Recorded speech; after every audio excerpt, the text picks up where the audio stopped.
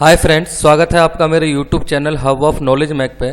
Friends, आज मैं आपको समझाने वाला हूँ CTQ का सिलेक्शन कैसे करते हैं। Yes friends, CTQ means critical to quality.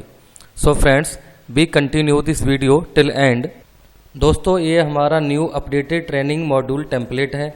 ये सभी ट्रेनिंग हमारे ट्रेनिंग सेंटर में परफेक्ट नॉलेज के साथ पढ़ाई जाती हैं। थ्योरेटिकल के साथ प्रैक्टिकली भी एक्सेल, पावर पॉइंट, वर्ड में पढ़ाई जाती हैं, ताकि हमारे यहाँ से ट्रेनिंग लेने के बाद पार्टिसिपेंट खुद सभी डॉक्यूमेंट को एक्सेल, पावर पॉइंट, वर्ड में बना सके। दोस्तों, हमारे यहाँ से ट्रेनिंग के बाद पार्टिसिपेंट का IQ लेवल इंक्रीज़ हो जाता है, इंटरव्यू क्रैक करने का कॉन्फिडेंस बिल्डअप हो जाता है। दोस्तों, हमारे यहाँ जॉब गारंटी 100% होती है। So friends, if you need training from our training center, you can call the number given in slide.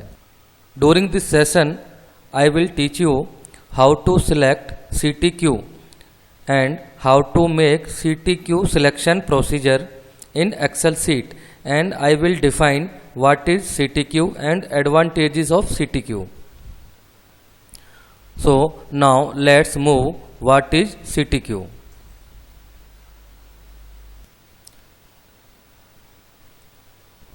CTQs are the key measurable characteristics of a product / process that related to fitment, function, safety, performance etc. Friends, critical to quality ये की important dimensions होती हैं product की, that mention in drawing these dimensions related to fitment, function, safety, performance of the product.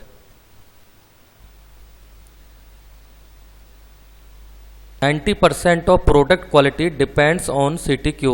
Yes friends, if a product having critical to qualities means key measurable dimensions in drawing when we manufacture the product, if the product CTQ not meet the specification, the product will not perform as required and not fit at the point of use as per requirement.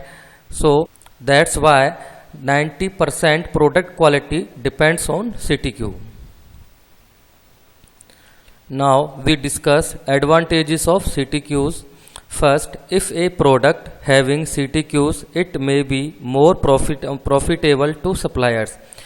If a product having number of CTQs means key measurable characteristics, तो उनको उस ऐसे product को बनाने के लिए एक critical और रेपुटेड सप्लायर की ज़रूरत पड़ेगी, जो पहले से ही ऐसे की कंपोनेंट बना रहा हो और ये किसी रेपुटेड कस्टमर के लिए काम कर रहा हो। तो ऐसा सप्लायर हमको सर्च करना पड़ेगा। ऐसा सप्लायर जो भी काम करने के लिए रेडी होगा किसी क्रिटिकल प्रोडक्ट को बनाने के लिए, उसको प्रॉफिट भी ज़्यादा रहेगा, क्योंकि क्रिटिकल प्रोडक्ट को बनाने के लिए कॉस्ट भी ज़्यादा लगती है और क्रिटिकल प्रोसेस की भी ज़रूरत होती है। So that's why supplier get more benefit by manufacturing of critical product. Critical product manufacturers having more scope of getting business. जो सप्लायर क्रिटिकल प्रोडक्ट को मैन्युफैक्चर करते हैं, उनके जो process setup highly qualified and highly precise होते हैं। So that's why they demand more manufacturing cost on that product for manufacturing, and that kind of supplier having more opportunity for getting business from market. Third one, critical product manufacturers can compete global market and sustain business. Critical product manufacturer जो manufacturers होते हैं और you can से supplier जो होते हैं, ये global market को कम्पीट करते हैं और अपनी रेपुटेशन को या प्रोडक्ट क्वालिटी को सस्टेन करते हैं और बिजनेस को भी सस्टेन करने में कैपेबल होते हैं। So critical product manufacturers having more scope of getting business because they manufacture the product within a specific precise size as required by the customer.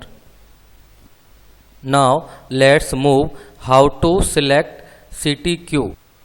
Friends, अगर आपको कस्टमर की ड्राइंग में CTQs मेंशन कर रखे हैं, then it is easy to identify CTQ by symbols and that CTQ to be maintained and controlled during manufacturing process. If CTQs are not defined in customer drawing and we have to select CTQs because every product having some functional fitment and performance critical dimensions. So how to identify these critical dimensions for control during manufacturing process? अगर किसी drawing में कोई CTQs आपको identify नहीं हो रहा है, customer भी आपको डिफाइन करके नहीं दे रहा है, इसके लिए आपको प्रोडक्ट की डिज़ाइन ड्राइंग को पूरा गो थ्रू करना पड़ेगा।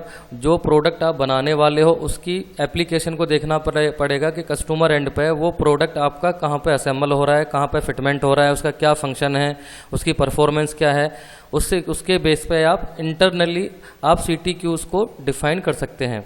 इंटरनली CTQs को आइडेंटिफाई करने के लिए कुछ इनपुट पैरामीटर्स आपको चाहिएंगे प्रोसेस बनाने के लिए, यानी प्रोसीजर बनाने के लिए आपको फॉर्मेट को तैयार करना पड़ेगा।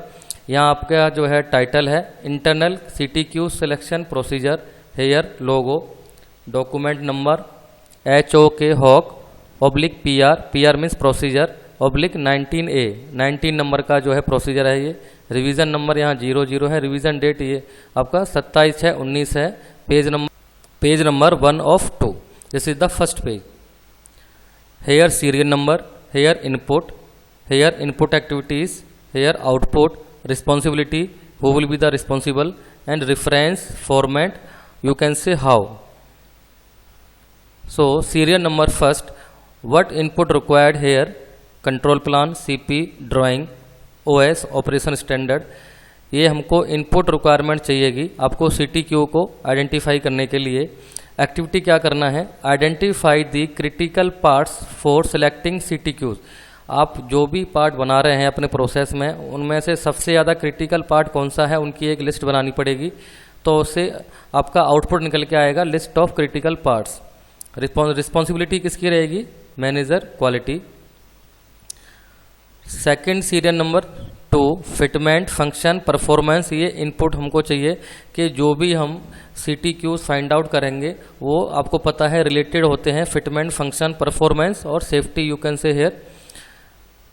इनपुट एक्टिविटी क्या चाहिए हमको यहाँ, ये एक्टिविटी क्या करेंगे इनपुट के बेस पे, identify the critical characteristics of existing part as well as new developed parts as per fitment function performance and quality issues. आपको critical characteristics of existing part as well as new developed part, आपको कोई पहले से बना रहे हो उस part का CTQ आइडेंटिफाई कर सकते हो, ऑब्लिक कोई नया पार्ट बना रहे हो उसका भी आपको CTQ आइडेंटिफाई करना है। तो सबसे पहले आपको उसकी एप्लीकेबिलिटी पे जाना होगा कि उसका फिटमेंट कैसा है, फंक्शन क्या काम करेगा, वो फंक्शन क्या होगा, उसका परफॉर्मेंस क्या रहेगा और उससे रिलेटेड क्वालिटी इशूज़ क्या क्या रेज हो रहे हैं। आउटपुट क्या निकलेगा, list of CTQs critical to quality. यहाँ पे आप लिस्ट बना लोगे product wise. Responsibility same, quality manager. Serial number 3, PFD control plan FMEA। यहाँ पे आप जो है as a input reference document ले सकते हो, process flow diagram, control plan FMEA। क्योंकि आपको CTQ जब फाइंड आउट करोगे तो ऑपरेशन वाइज फाइंड आउट करना पड़ेगा कि किसी भी प्रोडक्ट का की मेजरेबल करेक्टरिस्टिक्स जो है, जो इम्पोर्टेंट डायमेंशन है, कौन से ऑपरेशन पे वो कंट्रोल हो रही है। इनपुट एक्टिविटी क्या है, identify the critical process through which CTQs to be control. अब आपको यहाँ पे क्रिटिकल प्रोसेस को आइडेंटिफाई करना है जो कि CTQ यहाँ पे कंट्रोल हो रहा है, कौन से ऑपरेशन पे वो जो ऑपरेशन पे वो CTQs बन रहा है।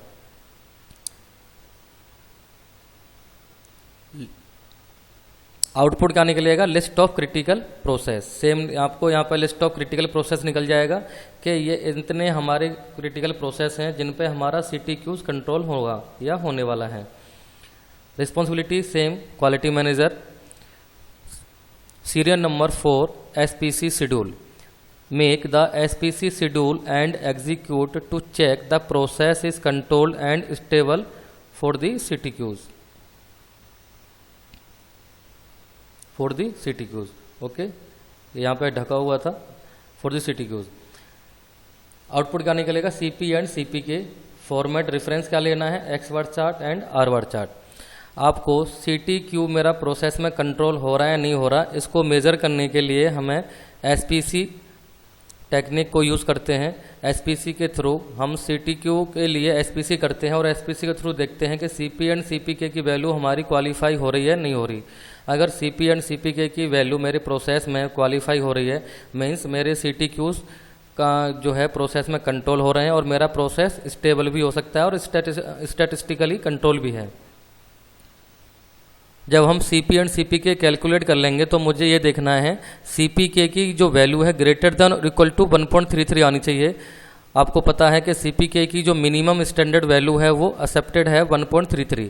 अगर मेरा 1.33 आ रहा है then process is control for the CTQs. अगर नहीं आ रहा है then analyse the process and find out the root cause of variation and take corrective action. Responsibility same quality manager की रहेगी और उसके एसोसिएट टीम की रहेगी।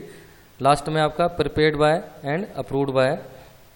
So friends, this is the procedure for selecting internal CTQs.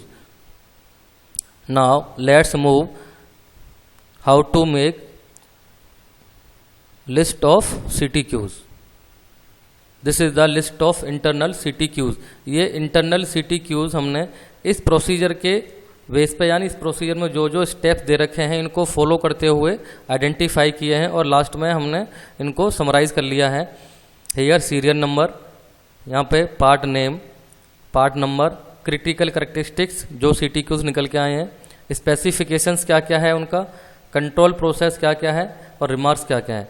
तो यहाँ पे जिस ऑपरेशन पे सीटीक्यूज कंट्रोल हो रहे हैं उन ऑपरेशंस के नाम है पंचिंग, बेंडिंग, फ्लेयरिंग। ये कुछ ऑपरेशंस हैं जिनसे हमारे सीटीक्यूज निकल के आए हैं। फॉर एग्जांपल के लिए स्टे, कॉम्प, डिफ, प्रेस, पाइप, ये एक पार्ट है, इसका पार्ट नंबर ये है।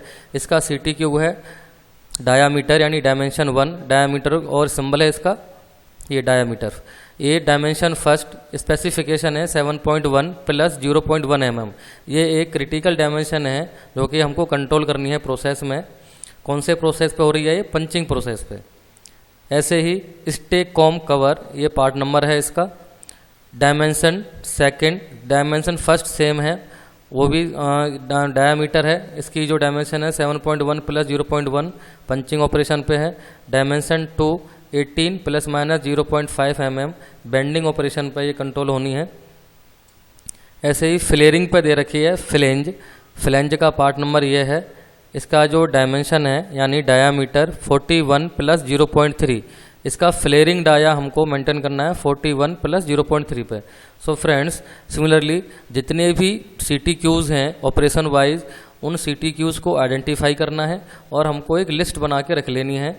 लिस्ट इस तरीके से बनेगी, serial number, part name, part number, CTQs यानी और इनका specification, control process, remark. Last में आप टोटल कर लो, total number of selected CTQs आपने कितने आइडेंटिफाई किए, और यहाँ पे आप फॉर्मेट का नंबर वगैरह डाल सकते हो। So friends, today I teach you how to make CTQ selection procedure and how to make list of internal CTQs and how to define CTQs and advantages of CTQs. I hope you guys are understand. If having any clarification related to CTQs, you can call me the number given in slide. Thank you.